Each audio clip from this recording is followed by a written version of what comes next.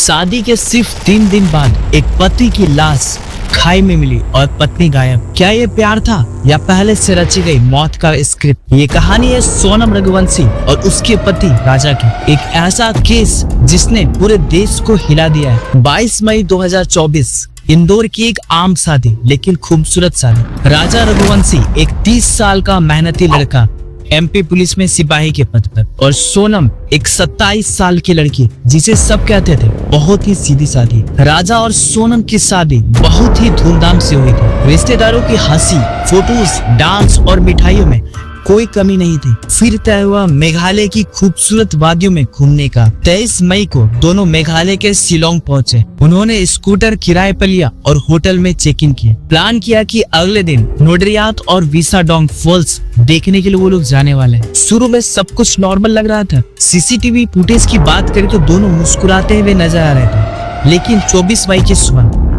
राजा का मोबाइल बंद हो गया। किसी से कोई संपर्क नहीं, दोनों गायब। अब देखने वाले हम लोग नेक्स्ट सेगमेंट, परिवार की बेचैनी और पुलिस में शिकायत। राजा के परिवार को चिंता हुई और वो लगातार कॉल कर रहे थे, लेकिन कोई जवाब नहीं आया और ना ही कोई अपडेट। 26 मई को राजा के परिवार ने शिलोंग पुलिस में एक रिपोर्ट दर्ज करवाई और यहीं से शुरू हुआ इस कहानी का सबसे खौफनाक तहकीकात। नेक्स्ट सेगमेंट में हम लोग यहाँ पर देखने वाले लाश मिली लेकिन पत्नी गायब। 2 जून को पुलिस को खबर मिली कि एक पर्यटक की लाश खाई में मिली है और वह लाश राजा की। गहरा घाव, खून बहता हुआ चेहरा और शरीर ऐसी जगह कि वहां से गिरना आसान नहीं। और अब सबसे बड़ा सवाल, सोनम कहाँ है? नेक्स्ट सेगमेंट में हम लोग यहाँ पर देखने वाले हैं गाइड की गवाही और 4 संदिग्ध लोग के बारे में। पुलिस ने आसपास के गाइड से पूछताछ की। एक गाइड ने बताया कि 23 मई को सोनम और राजा अकेले नहीं थे, उनके साथ 4 और लड़के थे। सोनम सबसे पीछे चल रही थी जबकि राजा और 3 लोग आगे चल रहे थे। और उसके बाद क्या हुआ किसी को कुछ पता नहीं। ये था गाइड का बयान। नेक्स्ट सेगमेंट में हम लोग देखने वाले होटल का सीसीटीवी और ललाट कार। पुलिस ने सीसीटीवी फुटेज को खंगाले और वही फुटेज में एक सफेद रंग की कार दिखाई दी जो सोनम और राजा के स्कूटर के पीछे पीछे जा रही थी। होटल के स्टाफ ने बताया कि सोनम और राजा ने एक कमरा लिया था, लेकिन रात को वो वापस नहीं आए। उनका सामान कमरे में था और कमरा उन लोगों ने कभी यूज नहीं किया। नेक्स्ट सेगमेंट में हम लोग यहाँ पर देखने वाले हैं सोनम की गिरफ्तारी का ड्रामा। 3 जून को ब्रेकिंग न्यूज आई। सोनम उत्तर प्रदेश के गाजीपुर जिले के एक ढाबे में बेहोश हालत में मिली। शक हुआ तो पुलिस ने उसे अस्पताल में भर्ती करवाया। फिर उसने कहा मैं खुद सरेंडर करना चाहती हूँ। सोनम को गिरफ्तार कर लिया गया। नेक्स्ट सेगमेंट में हम लोग देखेंगे सोनम ने क्या कहा।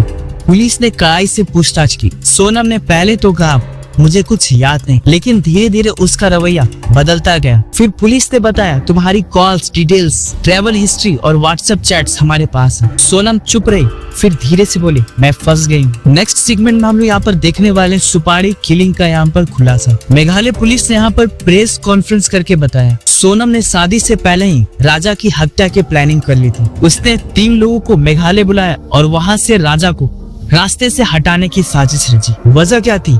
पति से छुटकारा पाने की चाह। नेक्स्ट सेगमेंट में हम लोग यहाँ पर देखेंगे गिरफ्तारियां और फरार आरोपी। अब तक इस केस में ये लोग गिरफ्तार हो चुके हैं। पहला सोनम रघुवंशी जो कि उसकी पत्नी थी। दूसरा विकास, कथित प्रेमी और प्लानर। तीसरा संतोष, हत्या में मददगार। चौथा है सीबीआई वाला। चौथे वाला का तो काम बड़ा खतरनाक था, मनोज, जिसका काम था ट्रैकिंग और लोकेशन देने वाला। एक और आरोपी अमित अब भी फरार है, पुलिस उसकी तलाश कर रही। नेक्स्ट सेगमेंट में हम लोग देखेंगे राजा के परिवार का दर्द। राजा के पिता ने कहा हमने सोचा था बहू आएगी तो घर रोशन होगा, लेकिन उसने हमारे बेटे की जिंदगी छीन ली। राजा की बहन ने रोते हुए कहा हमारे भैया कितना खुश थे, शादी करके बहुत खुश थे, और वो लड़की वो तो पहले से ही प्लान करके बैठी थी। नेक्स्ट सेगमेंट में हम लोग देखेंगे सोनम के परिवार की सफाई। सोनम के पिता ने प्रेस कॉन्फ्रेंस में कहा मेरी बेटी निर्दोष है, उसे फंसाया गया, वो बहुत डर गई है इसलिए वहाँ से वो भाग गई, हमें सीबीआई जांच चाहिए। वैसे आज की टाइम में पापास की परियों का अपडेट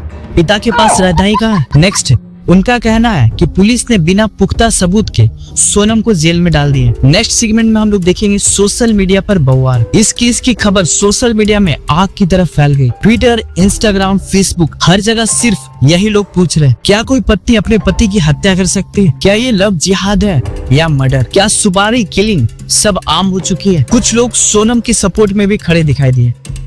लेकिन 90% जनता राजा के साथ थी। नेक्स्ट सेगमेंट में देखेंगे अभी तक की जांच और आगे की कहानी। अब तक मेघालय पुलिस ने 4 लोगों को गिरफ्तार कर लिया। एक आरोपी फरार है। फोरेंसिक रिपोर्ट और मोबाइल डिटेल से हत्या की पुष्टि हो चुकी है। अब अगला स्टेप कोर्ट में है ट्रायल। सोनम को अदालत में पेश किया गया और केस की अगली सुनवाई जल्द होगी। सीबीआई जांच की मांग। केंद्र और राज्य सरकार के बीच बातचीत जारी है। शादी का मतलब होता है 7 जन्म का साथ, लेकिन अगर उस साथ में झूठ, फरेब और हत्या की साजिश हो तो सवाल उठता है कि क्या प्यार वाकई में इतना सस्ता हो गया? आपके हिसाब से सोनम दोषी है या नहीं? कमेंट करके बताइए। और अगर आप चाहते हैं कि इस केस की सीबीआई जांच हो तो इस वीडियो को शेयर कीजिए ताकि ये प्रोसेस फास्ट हो। देश को सच जानना जरूरी है। अब क्या कुछ आगे होने वाला है? इस केस को आते ही जितना भी मीडिया चैनल है सब में ये चीज अब दिखाई देने वाला है। जितना भी न्यूज चैनल है जो आप टीवी पे देखते हो पूरा दिन भर छाया हुआ रहेगा, क्योंकि उन लोग के पास सिर्फ एक ही मर्डर केस है फिलहाल।